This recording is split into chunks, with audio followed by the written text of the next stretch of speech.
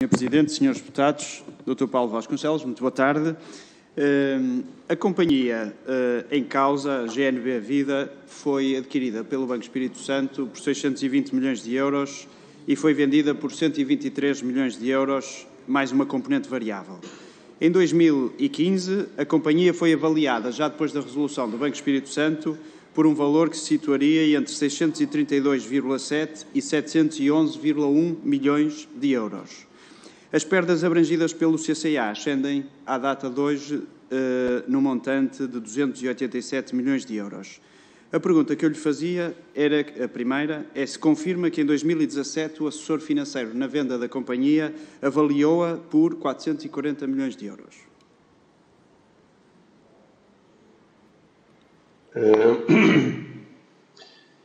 Vamos lá ver. Quando estamos a falar destes números, é importante ter presente que o valor de uma companhia muda a cada instante em função de variadíssimos fatores. Uma componente importante desta companhia eram produtos de taxa fixa, que creio que 2013, portanto, antes da resolução do Banco Espírito Santo, e eu só entrei neste grupo depois da resolução, a convite do Dr. Eduardo Stock da Cunha e do Dr. Vitor Fernandes, e nessa época a companhia já tinha vendido, portanto, se houver foi 2013, vendeu uma série de títulos de dívida pública que na altura tinham um rendimento na casa dos 6, 7% e que cobriam apólices que pagavam qualquer coisa em torno de 5% aos clientes, e como o mercado de taxas de juros estava na casa dos, penso que 2, 3%, esses títulos tinham mais-valias importantes, realizaram mais-valias de 600 milhões de euros e a partir daí passaram a ter títulos que rendiam 2 a 3% ao ano, continuando a pagar aos seus clientes taxas em torno de 5%. Ou seja, os 600 milhões de mais-valias que foram feitos em 2013 constituíram uma antecipação de resultados que depois se vieram a traduzir em prejuízos nos anos seguintes. Inclusive, depois em 2013, não sei precisar as datas, nem sequer estava na companhia nem no grupo nessa altura, é pago um dividendo ao Grupo Espírito Santo na casa dos 600 milhões de euros. Portanto, ao longo do tempo não podemos estar a fazer uma comparação de valores da companhia, porque isso depende do mercado e depende se há ou não há distribuição de dividendos pelo meio. Neste processo, portanto, logo em 2014, quando o objetivo era fazer a venda do novo banco, e quando me convidaram para este projeto, o horizonte temporal mais ou menos definido era cerca de um ano, que seria, na altura, aquilo que se pensava que seria o prazo para se conseguir vender o banco. Tivemos diversas reuniões com potenciais investidores e, portanto, o papel da companhia sempre foi reunir uma equipa de técnicos, especialistas das diferentes áreas, para expor aos candidatos e aos assessores que com eles trabalhavam os dados da companhia para que pudessem fazer a sua respectiva avaliação. Não lhe sei dizer qual foi a avaliação e as conclusões a que chegaram, porque toda essa informação foi sempre conduzida pelo acionista e dono da companhia e, portanto, a seguradora apenas intervinha no fornecimento de dados ou na prestação de esclarecimentos dentro daquilo que a confidencialidade de dados nos permitia e das informações que iam sendo solicitadas. E, portanto, essas conclusões, em regra, não eram partilhadas com a companhia. Portanto, não lhe sei dizer qual era o valor da avaliação a que chegaram. O que posso comentar é que, inicialmente, quando estavam a fazer as projeções financeiras da companhia, e chegámos a discutir isso, estavam a estimar um volume de vendas de crédito à habitação muito significativo, que colocaria o banco como quase líder em cota de mercado de crédito à habitação. E, portanto, naturalmente que essas vendas, se não se verificarem, a companhia não teria margem nos produtos de devido a risco, não conseguiria alcançar aqueles resultados e o preço seria outro completamente diferente. Ao longo dos anos, o que assistimos é que cada vez que vemos o banco na praça pública e na comunicação social sempre a ser enfim, criticado pelas mais diversas razões, vai perdendo negócio, vai perdendo mercado e a diminuição significativa que houve na venda de crédito à habitação traduziu-se numa diminuição significativa da venda de produtos de risco e, com isso, a companhia foi perdendo margem e ao longo do tempo foi perdendo valor. O Dr. Paulo Vasconcelos chama-lhe, publicitado, não é? Na praça pública, ao novo banco, eu chamo-lhe escrutinado, não é? Julgo que esse é o termo mais adequado. Referiu aí uma questão muito importante. Havia estimativas no business plan da companhia de um volume de crédito de habitação muito elevado. Em que período é que isto aconteceu? Ou seja, esse business plan abrangia que período e quem é que fez essas estimativas? Normalmente os consultores e os candidatos à compra discutiam esse tema com a área comercial do banco ou com a área de marketing e essas avaliações foram feitas ao longo do período de negociação da companhia até se chegar à conclusão de uma negociação. E, portanto, sei que houve diversos processos de avaliação que foram feitos ao longo do tempo e os próprios investidores fazem as suas próprias avaliações, naturalmente com os seus próprios critérios de risco que divergem de empresa para empresa, por isso é que cada um apresenta propostas de compra e valores de compra diferentes. Não podemos também esquecer aqui que era do conhecimento público que o banco tinha um prazo para vender a seguradora e que naturalmente isso abona em desfavor do vendedor e os candidatos à compra aproveitam-se disso para desvalorizar as suas ofertas. Não há um racional económico na ligação muito umbilical entre um banco e uma companhia de seguros, ou seja, na lógica da venda de produtos em cross-selling, não faz sentido, em termos de racional económico, que um banco tenha uma seguradora? O que temos assistido nos últimos anos, e sobretudo por questões de rácios de capital, cada vez mais se tornam independentes as seguradoras dos bancos. Neste caso, eu diria que era normal a companhia ser 100% do banco, porque a companhia trabalhava em exclusivo com o canal bancário. E, portanto, não é uma companhia que trabalhe com mediadores, não é uma companhia que tenha balcões abertos ao público, portanto, toda a venda é canalizada através do banco. E, portanto, a companhia depende a 100% do banco e era 100% detida pelo banco. Digamos que era um risco, por isso, para um comprador, isso também constitui um fator de risco. Aquilo que é um potencial de negócio que o banco controla e consegue gerir o seu negócio em articulação com a seguradora e sabe que se der mais negócio à seguradora, a seguradora vale mais, se der menos negócio, a seguradora vale menos. Para um comprador, isso constitui um risco porque não tem esse potencial. E o comprador, por exemplo, se vir em risco a posição do banco e que o banco pode vir a ser vendido ou desaparecer do mercado, vai incorporar isso na sua avaliação porque se perder o canal de distribuição, perde toda a clientela ou vai a mercado tentar arranjar novos clientes, que certamente não será muito fácil, e se for fácil é caro, ou então vê o seu negócio atingir de forma significativa e, portanto, isso é um risco acrescido para a seguradora. Consegue indicar-nos quais é que eram as cotas de mercado da companhia entre 2013 e a data mais recente que eventualmente tenha conhecimento? Não tenho presente essa informação. Mas em média sabe quanto é que era a cota de mercado da companhia? Eu diria que a cota de mercado em crédito à habitação deveria ser próxima da cota de mercado que o banco tinha. Deveria rondar talvez os 15% a 20%. Não lhe sei precisar esse número. Não era um número que nos preocupasse e que tivéssemos em mente na nossa gestão do dia-a-dia. Porque estávamos sempre dependentes do canal bancário e, portanto, não estávamos a fazer nenhuma ação para ir ao mercado conquistar mais ou menos clientes. Isso dependia 100% do marketing do banco, que fazia isso em articulação connosco, mas habitualmente não era uma variável a que dessemos grande importância. Em 2015, a companhia teve resultados positivos, 96,5 milhões de euros, em 16 negativos de 85 e em 18 voltam a ser negativos. O que é que explicou estes resultados negativos nestes períodos? Aí é simples, isso depende das transações de bolsa que são feitas, fundamentalmente.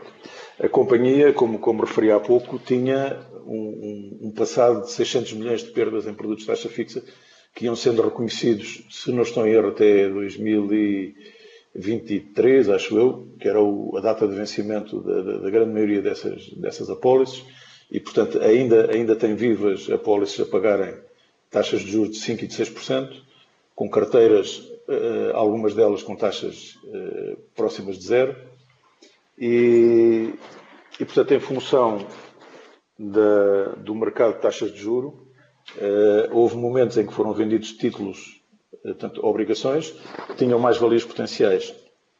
Essas mais-valias normalmente estão registadas em reservas de reavaliação e no momento da sua venda saem da reserva e entram nos resultados. Portanto, num determinado timing, se entendemos que financeiramente se justifica estar a fazer um movimento de venda de títulos, podem-se estar a realizar mais-valias que depois, no ano seguinte, naturalmente, os resultados baixam. E, portanto, essa volatilidade tem muito a ver com isso. Por outro lado, como assistimos nos últimos anos a uma descida muito significativa das taxas de juros, as regras contabilísticas obrigam ao reforço de algumas provisões para insuficiência de rendimento. Não todas. Isso foi um tema que eu próprio cheguei a discutir com os auditores, porque é que não podíamos constituir uma provisão para as insuficiências de rendimento, uma vez que já sabíamos que tínhamos um backlog de perdas de 600 milhões que iam ser reconhecidos nos anos futuros, porque é que isso não se podia reconhecer de imediato. E eu próprio sou revisor oficial de contas, embora não exercendo, mas, enfim, percebo um bocadinho de contabilidade, e discuti imenso o tema com os auditores e concluímos que pelas normas de contabilidade, quer nacionais, quer internacionais, os IFRS atuais não permitem fazer esse reconhecimento. E, portanto, a companhia, de facto, não pôde antecipar o registro de uma provisão para essas perdas e ficou com um resultado extremamente volátil. Inclusive, fiz questão de pôr nas notas, no relatório de gestão da companhia, algumas observações a explicar o que é que seria o resultado económico e o resultado contabilístico para se poder diferenciar, inclusive a tranquilizar alguns clientes que pontualmente nos faziam perguntas sobre as perdas da seguradora, para os tranquilizar e dizer que aquilo eram movimentos contabilísticos, não tinham propriamente aderência no resultado financeiro ou económico. E, portanto, isso está explicado no relatório de gestão de cada ano.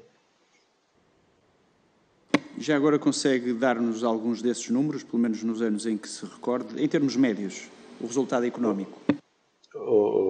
Sei que andava ali muito perto do zero, mas lido com tantos números todos os dias que não tenho aqui os números à frente, não lhe consigo explicar isso. Eventualmente, se me quiser enviar alguma pergunta sobre isso, posso depois tentar consultar os relatórios que estão divulgados em Bolsa e tentar mostrar onde é que isso vinha evidenciado, mas assim de cor é impossível. Sim, mas concluo que aquilo que ganhavam servia para pagar mais ou menos os custos operacionais. A companhia registrou entre 2016 e 2017 perdas de 380 milhões de euros como resultado de operações descontinuadas. Que operações é que foram estas? Operações descontinuadas não... Isto está referido no relatório da Deloitte, que fala sobre as operações do novo banco, página 275, o último relatório da Deloitte. Eventualmente admito que possa não conhecer o relatório, mas não se recorda disto, perdas de 380 milhões de euros. Não, e operações descontinuadas também não sei o que é isso. Pois, eventualmente algum desinvestimento que a companhia tenha feito em ativos que tinha, ou imobiliários, ou outros? Não, o investimento imobiliário fundamentalmente era em fundos de investimento que tinha como participantes o banco ou o fundo de pensões do banco, a grande maioria. E esses fundos, desde 2014, sofreram perdas avultadas. À medida que se foram fazendo as reavaliações a mercado dos imóveis e que se foram fazendo vendas, não era só o banco a registrar diretamente as perdas nas suas contas, a seguradora, como tinha quarta parte desses fundos de investimento, também registrou perdas significativas. Não sei se é isso que se estão a referir. No imobiliário houve largas dezenas de milhões de euros de perdas. Não estou a ver nenhuma outra transação significativa que pudesse ter gerado uma perda avultada, a não ser as operações normais de transação de mercado de capitais. Mas essas normalmente têm compensação com reserva. Muito bem.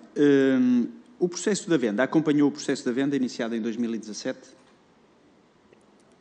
Doutor, como referi há pouco, a seguradora participou em todos os processos de venda como provedor de informação e participámos em bastantes reuniões de esclarecimento com os candidatos à compra, sempre em conjunto com o novo banco e com os assessores que o novo banco ia colocando nessas operações. Esse foi o nosso envolvimento. Tudo o resto foi conduzido pelo proprietário da seguradora, que era o novo banco, e, portanto, toda a negociação e todo o processo estivemos completamente fora.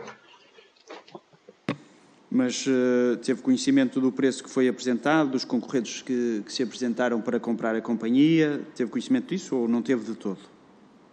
Tive conhecimento da realização da transação no momento inicial. Uns meses depois mandaram-me algumas cláusulas do contrato porque era preciso controlar alguns valores porque o preço tinha algumas indexações e para a seguradora ir fornecendo ao banco esses elementos. E só uns meses mais tarde é que tivemos conhecimento de facto dos dados concretos sobre o preço e sobre os indexantes do preço. Nomeadamente, estava indexada a vendas futuras e, portanto, consoante o banco atingisse ou não determinados pressupostos de venda, o preço podia ser maior ou menor. Portanto, o preço era de 190 milhões de euros inicialmente, mais 125 de componente variável, mas este valor viria a baixar substancialmente na linha do tempo para 81 milhões de euros. Os 190 para 81 milhões de euros, mantendo-se os 125 variáveis. Claro que, entretanto, foram introduzidas cláusulas de salvaguarda de preço, que provavelmente deve ter visto no contrato. Não sei se se recorda disto. Sim. Esse valor de 190 tinha vários pressupostos associados. Um deles era que o banco iria adquirir, e assim o fez, um conjunto de fundos imobiliários que estavam na carteira da seguradora, os tais fundos que referi há pouco, que tinham como outros participantes o Fundo de Pensões do banco e o próprio banco. E, portanto, no momento da venda, o banco venderia as ações venderia as ações ao novo acionista e compraria à seguradora os fundos imobiliários. Acontece que estes fundos imobiliários geraram, entre a assinatura do contrato e o términos do contrato, ou a data de closing, não é o términos, porque depois havia a indexação das vendas, estes fundos tiveram desvalorizações significativas e, portanto, elas tinham reflexo direto no preço, porque o preço tinha uma componente variável ou de indexação que estava indexada ou que chamaram o net asset value da companhia, que tinha uma fórmula específica associada. E, portanto, à medida que estes fundos foram desvalorizando, naturalmente que a companhia estava a perder valor e isso era refletido no preço. Por outro lado, a companhia, como tinha perdas significativas nestes fundos imobiliários, perdas potenciais, estas perdas potenciais só são reconhecidas para efeitos fiscais no momento da sua realização. E, portanto, se nós tivéssemos estes fundos e ao longo de um período significativo, estamos a falar de 10 anos ou mais, a companhia fosse realizando as perdas destes fundos, isso seria compensado com os lucros normais e a carga fiscal seria mais pequena. E, portanto, isso permitia o reconhecimento de impostos diferidos. A partir do momento que a venda é feita em 2019, tem que se ver no horizonte de 5 anos se a companhia vai ou não vai ter lucros fiscais para absorver essas perdas e como não vai, ou não era essa a expectativa, isso gera uma perda de impostos diferidos significativa e essa perda entrava no cálculo do preço. E, portanto, essas creio que foram as duas principais variáveis que que ajustaram esse preço. Uma por perda de imposto diferido, e eu diria uma perda de imposto é um ganho ou é um mais imposto que o Estado vai receber no futuro, e, portanto, mas afeta diretamente aqui o preço da companhia. O imobiliário, ao ser desvalorizado, o banco, quando comprou, também comprou por um preço mais baixo porque ele estava desvalorizado e, portanto, o líquido entre o que o banco pagou e o que o banco recebeu não se alterou pela desvalorização do imobiliário. Se o banco tinha a venda da companhia por 100 e tinha, por exemplo, uma compra de imobiliário por 50, Se esse imobiliário perde 20, a seguir vai vender a companhia só por 80 porque desvalorizou o imobiliário, mas também só compra o imobiliário por 30. E, portanto, o saldo líquido que o banco recebe são os mesmos 50. Porquê é que neste negócio, se é que sabe, o novo banco tinha que comprar estes fundos de investimento imobiliário? Foi uma condição do comprador. O comprador disse que só aceitaria comprar a seguradora se não tivesse este património, porque não tinha condições para estar a gerir imobiliário, nem queria estar a gastar tempo com fundos de investimento que não conhecia o imobiliário, não conhecia o tipo de negócios e, portanto, disse isto não nos interessa. E, portanto, queremos fazer uma oferta desde que o banco se comprometa a comprar estes fundos. Considera que o problema que existiu com Greg Lindberg prejudicou o potencial do valor da venda da companhia?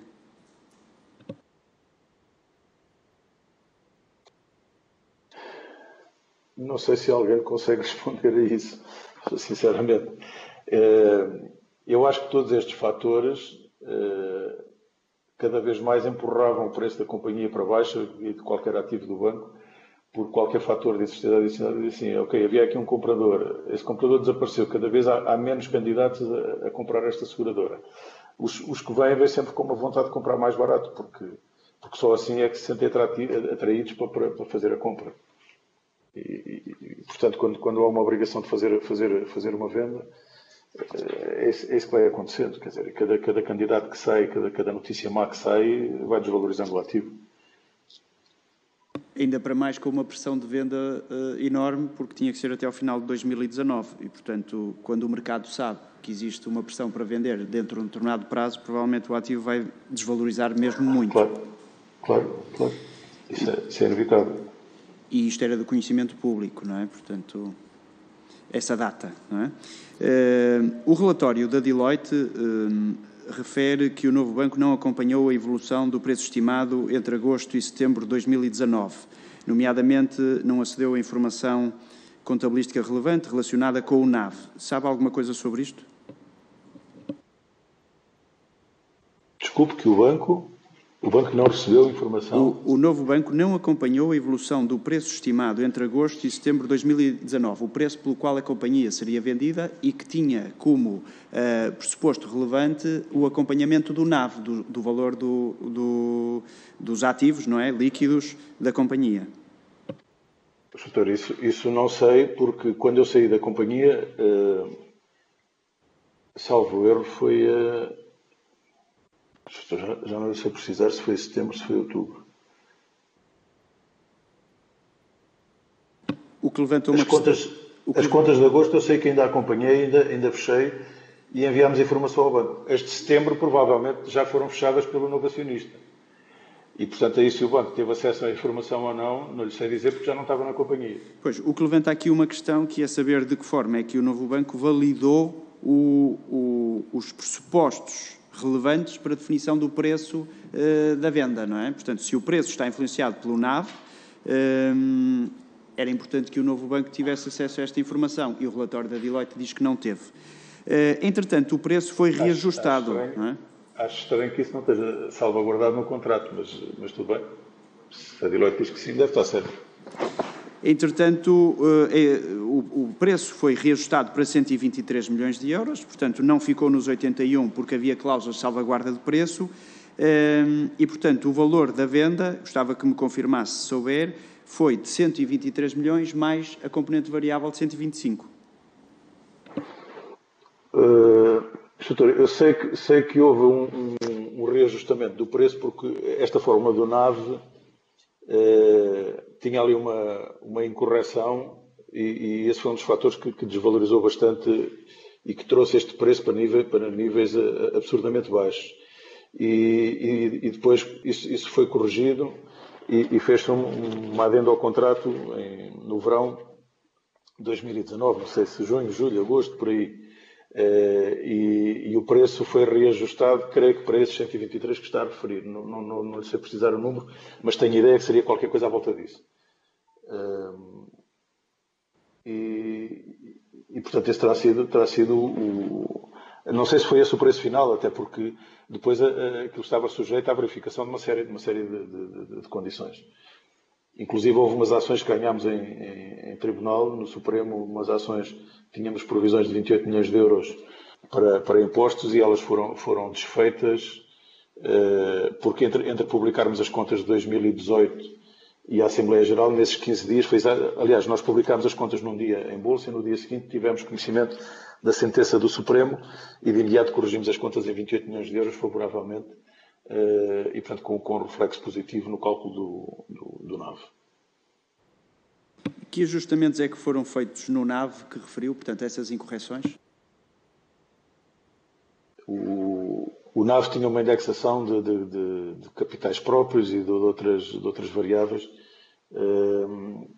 e, portanto, as correções mais significativas eram a desvalorização do imobiliário, portanto, desfavorável, impostos diferidos desfavorável e depois teve esse efeito favorável dos 28 milhões de anulação de provisões para impostos. A desvalorização dos imóveis vemos que é algo transversal a todo o grupo do Novo Banco num período em que o mercado estava a subir, não é?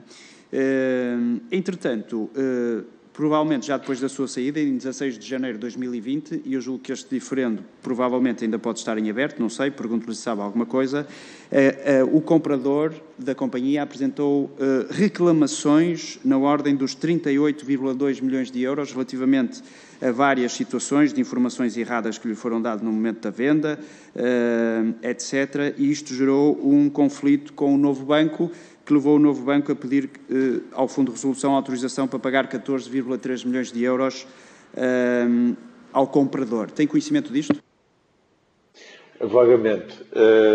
Folgo em saber que só ajustaram 14, porque os 28 milhões que lhe referi há pouco dos impostos, recordo-me que era um tema que eles estavam a reclamar injustamente, porque inclusive chegámos a reunir com os consultores fiscais deles de Londres para explicar exatamente esta situação e fizemos uma reunião junto com o nosso escritório de advogados, enfim, não vou referir o nome, mas um escritório bastante reputado aí na cidade de Lisboa, com pessoas que confio bastante nesta área e de facto confirmaram com 2 decisões do Supremo, as 16 ações que tínhamos em tribunal provavelmente vão ser julgadas todas da mesma forma. Sobre os outros valores, na altura o banco comentou-me as situações, pedindo ajuda para tentar clarificar ou esclarecer algumas dessas situações. Informações erradas, eu diria que à partida não houve. Nunca foi essa a intenção e à partida não haveria. Colocaram ali uma questão sobre uma ação de um processo de sinistro. Temos centenas normalmente em cada seguradora. Colocaram uma questão específica sobre uma ação de não sei se eram 700 ou 800 mil euros. E disse, pelo amor de Deus, não me lembro das ações e nem sequer acompanhava pessoalmente o contencioso jurídico da parte de sinistros. Isso era feito pela direção de sinistros. E se há um caso em que se perdeu, contrariamente ao previsto, 700 mil euros, provavelmente também houve outros em que se ganhou e estávamos a contar perder. Isso é normal do negócio. O que se espera é que, em regra, os desvios positivos e negativos se compensem e que as provisões estejam adequadamente registadas. Então é só isso que consigo comentar. O resto não sei em pormenor o que é que poderá ter sido reclamado que desse origem a essa desvalorização. Para terminar, Sr. Presidente, 2 questões finais. Portanto, ainda a propósito disto, a última informação que temos é uma carta dirigida ao Fundo de Resolução a pedir autorização para o pagamento deste valor, de 14,3 milhões de euros. Não temos o feedback posterior relativamente a isto. Portanto, se isto vier a acontecer ou se já tiver acontecido, eu concluo que o preço final, afinal, não foi sequer de 123 milhões de euros, foi de 108,7 milhões de euros, mais a componente variável. A minha última questão é sobre esta mesma componente variável. Como é que ela é calculada? Se tem um limite temporal, isto é, o Novo Banco só pode reclamar esta componente variável até um determinado prazo, sim ou não? E o que é que sabe sobre isto? Obrigado. Doutor, não me recordo se eram 3, se eram 5 anos o prazo em que se... Eu creio que eram 5, mas não lhe estou a dar isto como certo. Em que, em função do volume de vendas que o banco conseguisse atingir, poderia receber mais ou menos desta componente, e salvo erro, eu acho que isto tinha duas fórmulas de cálculo. Acho que uma era para os produtos de vida risco e outra era para a restante carteira da Polis. Não lhe consigo prestar isso, mas creio que era qualquer coisa entre 3 a 5 anos. Só para precisar então uma informação, ao fim de 5 anos, os 125 milhões de euros, se não existirem resultados na companhia suficientes, nunca serão recebidos pelo novo banco? Creio que não eram resultados, creio que era só volume de produção. Até porque os resultados já é uma coisa que depende do novo acionista e da estratégia. Sr. Doutor, não se importa de repetir essa última sua resposta? Não ouvimos aqui. Sim. O que estava a dizer é que eu creio que não era indexado ao resultado, era só indexado ao volume de vendas. Porque o resultado já é uma coisa que, a partir do momento da venda, é o acionista que decide, e o acionista pode pôr ativos de risco maior ou menor. Mas a questão é uma gestão que condiciona o resultado. Aqui era só o volume de vendas, creio eu. Mas a questão é, se não existir um volume de vendas suficiente para pagar essa componente variável, ela não será paga e ao fim de 5 anos extingue-se o direito do novo banco. Eu diria que ela será recalculada para um valor entre os 0 e os 125, dependendo do volume de vendas. Pode ser 0, pode ser um valor qualquer aí no meio, ou pode ser os 125. Portanto, tinha o mínimo e tinha o máximo. O mínimo era 0, o máximo era os 125. E, portanto, pode ser qualquer valor aí no meio, dependendo do volume de vendas que o banco consiga realizar.